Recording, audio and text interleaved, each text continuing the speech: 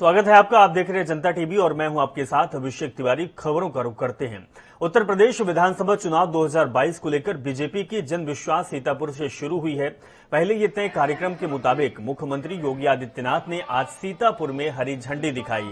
साथ ही उन्होंने करोड़ों रुपए की लागत से बनी परियोजनाओं का लोकार्पण भी किया और कई परियोजनाओं का शिलान्यास भी सीएम योगी आदित्यनाथ ने किया। इससे पहले सीएम योगी ने प्रतापगढ़ में भी कई परियोजनाओं का शिलान्यास और लोकार्पण किया। बता दें कि सीतापुर में जनसभा को संबोधित करते हुए सीएम योगी आदित्यनाथ ने विपक्षी दलों को अपने निशाने पर रखा। उन्होंने कहा कि 2017 से पहले यूपी की सरकार कब्रिस्तान की बाउंड्री बनवाती थी, लेकिन अब की सरकार विकास के काम पर पैसे खर्च करती है। 2017 से पहले की सरकारों की सोच बहुत छोटी थी। सीएम योगी आदित्यनाथ कानपुर और कन्नौज में जारी आईटी की छापेमारी को लेकर कहा कि सपा नेताओं ने देवी लक्ष्मी को दीवारों में बंद रखा था, अब बीजेपी सरकार उनको दीवारों से निकालने का काम कर रही है।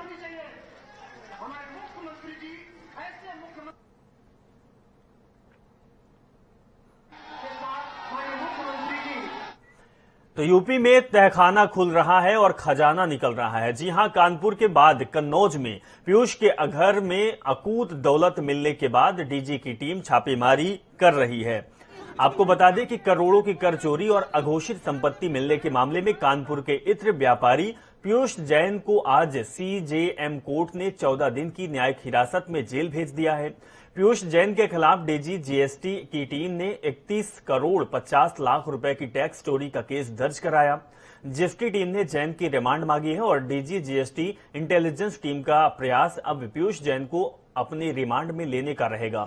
तो इत्र कारोबारी पीयूष जैन के कानपुर के आवास के बाद कन्नौज में भी नोटों की गड्डियां मिल रही है। बुधवार से जीएसटी इंटेलिजेंस की टीम की कार्रवाई अभी भी चल रही है। आज कन्नौज में पीयूष के घर पर नोटों की गिनती जारी रहेगी। बता दें कि नोट गिनने की 3 बड़ी और 2 छोटी मशीनों को बढ़ा दिया गया है।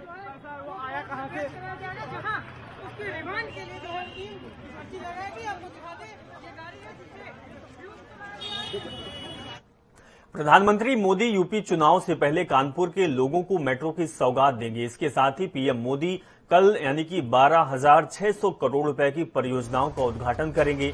पीएम मोदी का कानपुर दौरा काफी अहम माना जा रहा है और वहां करीब 4.5 घंटे रहेंगे। जानकारी के मुताबिक पीएम करीब 10:15 बजे पहुंचेंगे और 2:30 बजे वो रवाना हो जाएंगे। पीएम मोदी कानपुर के निराला नगर मैदान में भी रैली को संबोधित करेंगे। इसके साथ ही वो मेट्रो में बच्चों के साथ भी यात्रा कर उनसे अपने अनुभवों को साझा करेंगे। जानकारी के मुताबिक प्रधानमंत्री कानपुर में आईआईटी के 54वें दीक्षांत समारोह में शामिल होंगे और इसके बाद वे 11,076 करोड़ रुपए के कानपुर मेट्रो परियोजना का उद्घाटन करेंगे। तो कल कानपुर के दौरे पर रहेंगे देश के प्रधानमंत्री मोदी और इसके साथ ही कानपुर वासियों को मेट्रो की सौगात देंगे। इसके साथ ही बच्चों के साथ भी वो संवाद करेंगे। भारतीय किसान यूनियन के राष्ट्रीय प्रवक्ता राकेश टिकैत आज मथुरा पहुंचे, जहां पर किसान आंदोलन के समर्थन में 400 दिन से चल रहे समता फाउंडेशन के धरने पर पहुंचकर धरना दे रहे लोगों को कोल्ड ड्रिंक पिलाकर धरना समाप्त कराया। वहीं उन्होंने सरकार पर तीखा वार करते हुए कहा कि ये श्री कृष्ण की नगरी है, यहां पर भी कुछ लोग हंगामा करना चाहते हैं, जबकि यहां सारी व्यवस्था अच्छी चल रही है, लोगों को खूब रोजगार भी मिल रहा है। वहीं मंत्री अजय टेनी के सवाल पर कहा कि हमारी तो मांग यही है कि टेनी का इस्तीफा हो, लेकिन चुनाव तक देख रहे नहीं तो फिर आंदोलन किया जाएगा। उन्होंने मथुरा के छाता शुगर मिल से फिर से शुरू करने की सरकार को चेतावनी दी और कहा कि अगर शुगर मिल शुरू नहीं हुई तो फिर यहां पर सरकार का इलाज करना पड़ेगा।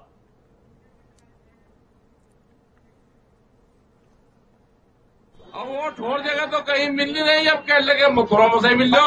भाई मथुरा के लोग शांत है, अपना पूजा पाठ है, अपना कर रहे हैं, जो चल रहा है हिसाब उधर चलने दो। नहीं तो पंगा घेरेंगे, सारे रोजगार खत्म होंगे, ये दुकानदारी खत्म होगी, यहाँ दंगे भड़काने का काम करेंगे। ये इनसे बच कर रहना, ज्यादा टकटके हैं। ये मथुरा में से भी वोट तलाश कर रहे हैं, अपने काम पे ध्यान दो। टूरिस्ट बहुत आता है, सबको रोजगार मिल रहा, रोजगार चाहिए, रोजगार चाहिए। यहाँ किसी ने होटल बना लिया, किसी ने ढाबा बना लिया, यहाँ सबका काम चल रहा, रेहड़ी रिक्शा टेम्पू ठेले सबका काम चल रहा है यहाँ पे। यहाँ खामा खा के पंगेबाजी तो करो ना कोई आन के, ठीक है। आप नहीं तो इलाज होगा। हमने उनसे बचा कर राखियो अपने इसको मथुरा को। ये ठीक शांत क्षेत्र है। सरकार जहां लगातार किसानों के हित की बात करती है और पिछला गन्ना बकाया भुगतान को लेकर बड़े बड़े दावे पेश कर रही है, लेकिन गोंडा के बजाज कुंदरकी शुगर मिल में लगभग 212 करोड़ रुपए भुगतान न होने से नाराज सैकड़ों किसान लामबंद होकर मिल प्रशासन के खिलाफ मिल गेट पर आज से अनिश्चितकालीन धरने पर बैठ गए हैं। किसानों की मांग है कि पिछला बकाया भुगतान जब तक नहीं दिया जाएगा तब तक ये आंदोलन अनिश्चितकालीन चलता रहेगा। किसानों का कहना है कि किसान मिल प्रशासन से भुगतान देने की मांग कर रहा है, फिर भी भुगतान अभी तक नहीं हो पाया, जिससे किसान परेशान है। वहीं आक्रोशित किसानों ने बताया कि लगभग हजारों की संख्या में किसान यहां पर इकट्ठे और मिल प्रशासन के खिलाफ प्रदर्शन कर रहे हैं।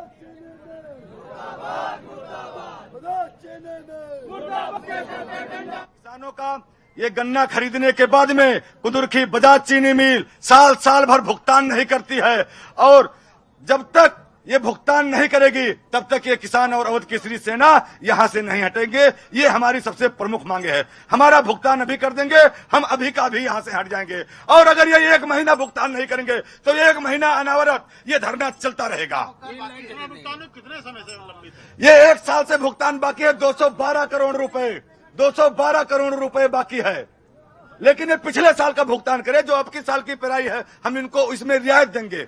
जो अन्य चीनी मिलें हैं 14 दिनों पर भुगतान करती है, हम इनको 30 दिन का समय देते हैं। मैं किसान भाइयों की की तरफ से ये बात रखता हूं कि मैं 30 दिन का मैं इनको समय देता हूं। 30 दिन का भुगतान करें।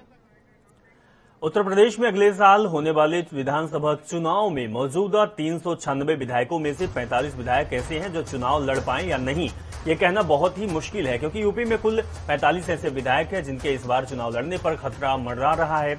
इसकी वजह है उन पर लगे आरोप। हालांकि फैसला चुनाव आयोग के हाथ में है। प्रदेश के मौजूदा 396 में 45 विधायकों के चुनाव लड़ने पर संशय है, क्योंकि इन पर कोर्ट ने आरोप तय कर दिए हैं। चुनावी सीटों और कैंडिडेटों का वही खाता रखने वाली संस्था एसोसिएशन फॉर डेमोक्रेटिक रिफॉर्म्स यानी कि ADR रिपोर्ट ने अपनी जारी रिपोर्ट में दावा किया है कि उत्तर प्रदेश के मौजूदा 45 विधायकों पर MP MLA कोर्ट के आरोप तय हो चुके हैं। ऐसे में उनके चुनाव लड़ने पर संशय पैदा हो गया है। ADR की ओर से जारी दागी उम्मीदवारों की रिपोर्ट में सबसे अधिक दागी विधायक बीजेपी के ही नेता शामिल हैं। अपराधी विधायकों को लेकर के पिछले 5 साल से लगातार भारतीय जनता पार्टी बेहतर कानून व्यवस्था का दावा करती रही है। इसके साथ ही साथ तमाम वो विधायक हैं जो बागी होकर गए भारतीय जनता पार्टी की सरकार के खिलाफ। तकरीबन 200 से अधिक विधायक धरने पर भी बैठे थे। लेकिन अब मुद्दा इस बात का उठता है, क्या सरकार या भारतीय जनता पार्टी के संगठन ऐसे विधायकों पर कार्रवाई करेगा?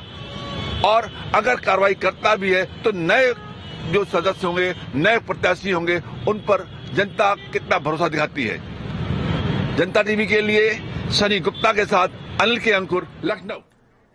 उत्तराखंड चुनाव के लिए पीएम नरेंद्र मोदी की अहम रैली 30 दिसंबर को हल्द्वानी में होने जा रही है। इससे पहले पीएम मोदी राज्य के गढ़वाल मंडल में बड़ी रैली कर चुके हैं। लिहाजा कुमायूं क्षेत्र को साधने के लिए अब बीजेपी ने पीएम मोदी को मैदान पर उतारा है। रिपोर्ट देखिए।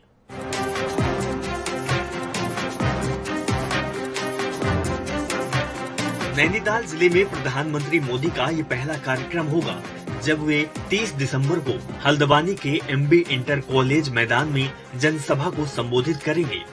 इस कार्यक्रम को लेकर भाजपा में खासा उत्साह नजर आ रहा है, तो दूसरी तरफ हल्द्वानी में होने वाली प्रधानमंत्री की रैली विपक्ष के निशाने पर आ गई है। विपक्षी दलों ने इसे भाजपा की कमजोरी बताते हुए कहा कि पिछले 4 साल में उत्तराखंड के अंदर भाजपा सरकार ने सिर्फ की रैलियों के भरोसे उत्तराखंड में चुनाव जीतने की कोशिश कर रही है। मोदी जी ने उत्तराखंड को कुछ भी नहीं दिया। बेरोजगारी बढ़ गई, महंगाई बढ़ गई, पेट्रोल के दाम बढ़ गए, रसोई गैस के दाम बढ़ गए, शिक्षा व्यवस्था चरमरा गई, विद्यालय जो कांग्रेस कार्यकाल में बने थे उनको बंद करने का काम किया गया। और इसके अलावा हमारे जो स्वास्थ्य सेवाएं हैं, जो उसका जब माननीय उच्च न्यायालय ने संज्ञान लिया तब जाके एक कदम सरकार आगे बढ़ रही थी। मोदी संग उत्तराखंड का इनका नारा पूरी तरह विफल है कि इन 5 सालों में देख लिया कि मोदी जी ने क्या इस उत्तराखंड के लिए किया और क्या यहाँ के मुख्यमंत्री सिर्फ मुख्यमंत्री देने का काम किया, 4-4 मुख्यमंत्री देकर हमारे राज्य को जो है राजस्व के बोझ जो है उस पर डाल दिया। और अब ये सब नारे जो हैं इनके चलने नहीं है, जनता समझ चुकी है इनको।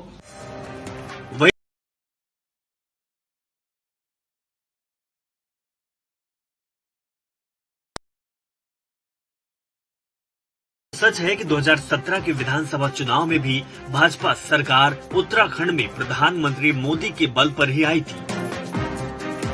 पहले इन्होंने चुनाव लड़ा था, मोदी के भरोसे चुनाव लड़ा था, देश में जीत भी हासिल करी और वो मैं कहूंगा कि विपक्ष की भूमिका गलत थी, विपक्ष कहीं मजबूत नहीं था, इसलिए मोदी के भरोसे सरकार आई और आने वाले समय में जनता जागरूक हो चुकी है। अब एक छोटे से प्रदेश उत्तराखंड में अब जहां ये चुनाव है उन प्रदेशों में मोदी के 3-3 दौरे होना, ये तो साफ दर्शाता है कि इनको युवा नेतृत्व पे भरोसा नहीं है। और जिस तरीके से 5 साल में इन्होंने यहाँ 3-3 मुख्यमंत्री के रूप में यहाँ दिए, प्रदेश का विकास का बेड़ा गर्क कर दिया है। और ये मोदी आगे क्या कर लेंगे, तो जनता का मोदी जी के ऊपर भी भरोसा उठ चुका है। लेकिन पार्टी अगर सोच होगी उनकी पार्टी की कि मोदी के चेहरे पे चुनाव जीते जा सकते हैं, तो 2022 जीतना बहुत मुश्किल। हालांकि भाजपा प्रधानमंत्री मोदी को अपना नेतृत्व करार दे रही है। उत्तराखंड चुनाव पर भाजपा का कहना है कि मुख्यमंत्री के नाम पर ही चुनाव लड़ा जाएगा। भाजपा ने पिछले 5 सालों में जितने काम किए हैं, उन कामों को जनता के बीच ले जाकर भाजपा चुनावी मैदान पर उतरेगी। भारतीय जनता पार्टी ने, मैंने पहले भी कहा कि इतने काम किए हैं प्रदेश के अंदर, अब तो माननीय मोदी जी उनमें केवल बोनस के रूप में, वो चाहे देहरादून में गए हों चाहे यहाँ वो आ रहे हैं, निश्चित रूप से बोनस के रूप में हम सबको ये उत्तराखंड आगे बढ़े, उत्तराखंड का विकास हो, इन सब बातों को लेकर माननीय मोदी जी देहरादून में भी आए और यहाँ पर भी आए। मैं समझता हूँ कि मोदी जी का जो प्रेम है इस प्रदेश के लिए, इस उत्तराखंड के लिए, जिस प्रकार अटल जी का प्रेम था इस प्रदेश के लिए, उसी प्रकार आदरणीय मोदी जी का भी इस प्रदेश के लिए प्रेम है। और उसी प्रेम के आधार पर हम यह प्रदेश और आगे बढ़ेगा, विकास करेगा और माननीय मोदी जी सदा हमारे साथ खड़े हैं।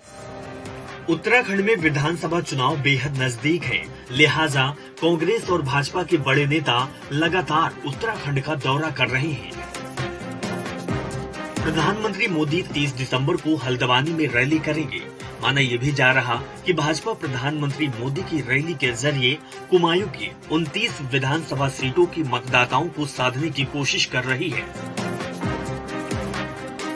हालांकि विपक्ष का आरोप है कि भाजपा ने पिछले 5 सालों में उत्तराखंड के अंदर कोई काम नहीं किया, लिहाजा प्रधानमंत्री मोदी की रैली के जरिए भाजपा उत्तराखंड के विधानसभा चुनाव में जाने की कोशिश में जुटी है। अब देखना यही है कि क्या उत्तराखंड में भाजपा प्रधानमंत्री मोदी की रैली के सहारे कितनी मजबूती से उतर पाती है, या विपक्षी दल उत्तराखंड में प्रधानमंत्री मोदी की मैजिक को तोड़ पाने में कामयाब होता है। हल्द्वानी से जनता टीवी के लिए योगेश शर्मा की रिपोर्ट। देवभूमि में कोरोना के बढ़ते मामलों को देखते हुए उत्तराखंड में पुष्कर सिंह धामी सरकार ने नाइट कर्फ्यू लगा दिया है। बता दें कि रात 11 बजे से सुबह 5 बजे तक नाइट कर्फ्यू जारी रहेगा। इससे पहले यूपी, दिल्ली और मध्य प्रदेश में भी नाइट कर्फ्यू लगाया जा चुका है। आपको ये भी बता दें कि उत्तराखंड में कोरोना वायरस के नए स्वरूप ओमिक्रॉन से संक्रमण के आज 3 नए मामले राजधानी देहरादून से मिले हैं, तो कुल मामलों की संख्या 4 हो चुकी है देवभूमि में। पिछले 117 दिनों से अपनी मांगों को लेकर धरना दे रहे एसपी कर्मचारियों ने आज तिकोनिया चौराहे पर पकौड़े तलकर और चाय बनाकर राज्य सरकार के खिलाफ प्रदर्शन किया। साथ ही युवाओं ने आलू प्याज भी बेचे। एसपी कर्मचारियों का कहना है कि 117 दिनों से 185 कर्मचारी लेबर कमिश्नर ऑफिस में अपनी मांग को लेकर प्रदर्शन कर रहे हैं। 15 साल नौकरी करने के बाद एक दुनिया की सबसे बड़ी आईटी कंपनी बेरोजगार करके जा रही है। 15 साल के हमारा मेहनत, ये हमने जो रोजगार करा उसका आज इनने बिल्कुल बेकार कर दिया हमारी रोजगार, और इस अधेड़ उम्र में हमें यहाँ बेरोजगार करके जा रहे हैं। आज ये बताइए, आज हम मजदूर जो है मजबूर है, कल को और भी मजबूर होंगे। एक दिन ऐसा आने वाला है जिस दिन पूरा भारत देश मजबूर होगा, पूरा का पूरा पूंजीपतियों के हाथ में चले। आज हमने पकौड़े तलने का प्रोग्राम रखा था क्योंकि बेरोजगारी इस चरम पे पहुंच गई है कि हमारे पास कोई और विकल्प नहीं बचा है। 15 साल जॉब करने के बाद आईटी कंपनी हमें निकाल देती तो पकौड़े तलने के अलावा हमारे पास और क्या विकल्प बचता है? चाय पकौड़ी बेचेंगे। चलिए अब देखते हैं रफ्तार के साथ 5 मिनट में 25 खबरें।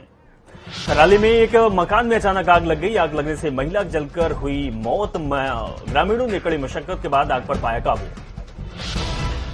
गाजियाबाद में मौसम धुंध की सफेद चादर में लिपटा नजर आया। चारों तरफ फैले स्मोक ने लोगों का जीना किया दूभर। बड़े पॉल्यूशन स्तर का ज्यादा असर सांस से मरीजों और बच्चों को देखने को मिला। हल्द्वानी में 117 दिनों से अपनी मांगों को लेकर धरना दे रहे एसपी कर्मचारियों ने तिकोनिया चौराहे पर पकौड़े तलकर और चाय बनाकर राज्य सरकार के खिलाफ किया प्रदर्शन। लखनऊ में सांस्कृतिक कार्यक्रम की आड़ में बार बालाओं ने मंच पर लगाए ठुमके, वहीं पीआरबी कर्मियों ने भी बार बालाओं के साथ किया डांस। जालौन से खबर है, जालौन में फ्री सामान न देने पर नाराज युवक ने तमंचे से की हवाई फायरिंग का वीडियो सीसीटीवी कैमरे में हुआ कैद। वहीं सुल्तानपुर में राणा प्रताप महाविद्यालय प्रशासन ने छात्र के साथ अभद्रता और मारपीट की। सोशल मीडिया पर वीडियो हुआ तेजी से वायरल। लखीमपुर खीरी में इंडो नेपाल बॉर्डर में कस्टम ऑफिसर और तस्करों के बीच हुई मारपीट। सरकारी गाड़ी में तोड़फोड़ के मामले में कस्टम अधिकारी ने थाने में दी तहरीर। देहरादून में 3000 फीट से अधिक ऊंचाई वाले क्षेत्रों में अगले 3 दिनों में भारी बर्फबारी की आशंका जताई गई। मैदानी इलाके में ठंड बढ़ने की मौसम विभाग ने जताई आशंका। ललितपुर में पुलिस ने की संयुक्त रूप से बड़ी कार्रवाई। अवैध शराब के कुख्यात डेरा चीरा पर छापेमारी कर 200 लीटर कच्ची शराब पुलिस ने किया बरामद। मुजफ्फरनगर के एमजी पब्लिक स्कूल में सिख समाज के 10वें गुरु गोविंद जी महाराज के उनके 4 साहबजादों के शहीदी दिवस के अवसर पर सफर में शहादत प्रोग्राम का किया गया आयोजन। वहीं रुड़की के पत्रकारों ने उत्तर प्रदेश के पूर्व कैबिनेट मंत्री साहेब सिंह सैनी की ओर से पत्रकारों से की गई अभद्रता के विरोध में पत्रकारों ने साहेब सिंह सैनी के खिलाफ मोर्चा खोल दिया है। वहीं पिछले 117 दिनों से अपनी मांगों को लेकर धरना दे रहे एसपी कर्मचारियों ने आज तिकोनिया चौराहे पर पकौड़े तलकर और चाय बनाकर राज्य सरकार के खिलाफ प्रदर्शन किया है। साथ ही युवाओं ने आलू प्याज भी बेचे हैं। एसपी कर्मचारियों का कहना है कि पिछले 117 दिनों से 185 कर्मचारी लेबर कमिश्नर ऑफिस के बाहर अपनी मांग को लेकर धरने पर बैठे हैं। वहीं उत्तर प्रदेश सरकार ने आज सुबह 4 आईपीएस अफसरों का तबादला कर दिया है। शासन के गृह विभाग ने सुबह ही 4 आईपीएस अधिकारियों के तबादला की सूची जारी की गई है। इन 4 तबादलों में किसी भी जिले का एसपी और एसएसपी नहीं बदला गया है। बता दें कि गृह विभाग की जारी सूची के अनुसार रुचिता चौधरी को लखनऊ में पुलिस अधीक्षक महिला एवं बाल सुरक्षा संगठन के पद पर तैनात किया गया है। इससे पहले रुचिता चौधरी लखनऊ पुलिस कमिश्नरेट में पुलिस उपायुक्त के पद पर तैनात थी। रुचिता चौधरी के स्थान पर अपर्णा गौतम को लखनऊ पुलिस कमिश्नरेट में पुलिस उपायुक्त के पद पर तैनात किया गया है। अपर्णा गौतम इससे पहले पुलिस महानिदेशक कार्यालय के एसपी मुख्यालय में तैनात थी। मोहम्मद निजाम हसन को अपर्णा गौतम के स्थान पर पुलिस अधीक्षक मुख्यालय महानिदेशक कार्यालय के पद पर तैनात किया गया है। वहीं मोहम्मद निजाम हसन लखनऊ में पुलिस अधीक्षक के पद पर तैनात थे। आईपीएस अधिकारी अष्टभुजा प्रसाद सिंह को पुलिस अधीक्षक यातायात लखनऊ के पद पर तैनात किया गया है। ताजनगरी आगरा के लोहा मंडी थाना क्षेत्र स्थित बिल्लौचपुरा में आरएसएस कार्यकर्ताओं से मारपीट के मामले में हंगामा खड़ा हो गया। यह एक समुदाय विशेष के अराजक तत्वों पर कार्यालय के सामने खड़े आरएसएस कार्यकर्ताओं के साथ मारपीट का आरोप लगा है। कार्यकर्ताओं ने बताया है कि अराजक तत्वों ने कार्यालय पर पथराव भी किया। वहीं इस मामले में 5 लोग बुरी तरह घायल हो गए हैं। थाना लोहा मंडी क्षेत्र में मोती कुंज में सेवा भारती में अध्ययनरत कुछ छात्रों के साथ जाते समय वहां को असामाजिक तत्वों द्वारा मारपीट की गई थी, जिसके संबंध में मुकदमा पंजीकृत किया गया था। इस संबंध में 10 लोगों की गिरफ्तारी की गई है। और चलिए इस खबर के साथ फिलहाल बुलेटिन में बस इतना ही। आप जुड़े रहें और देखते रहें जनता टीवी। नमस्कार।